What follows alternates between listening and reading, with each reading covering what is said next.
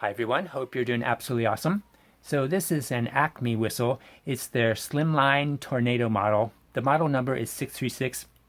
I was not aware, but ACME is a whistle company based in the UK in Birmingham, England. They've been in business for 150 years and they made their name making the whistles for the English constables initially, the English policemen.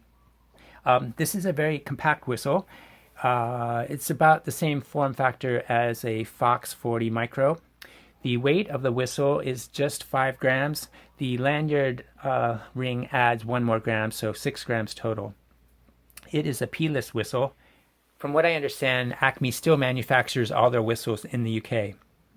This model is available in 10 different colors. In terms of loudness, it's kind of middle of the pack for emergency whistles.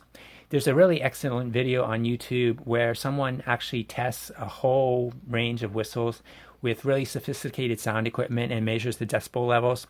And this is kind of middle of the pack, but it's still really excellent for its size and weight in terms of loudness.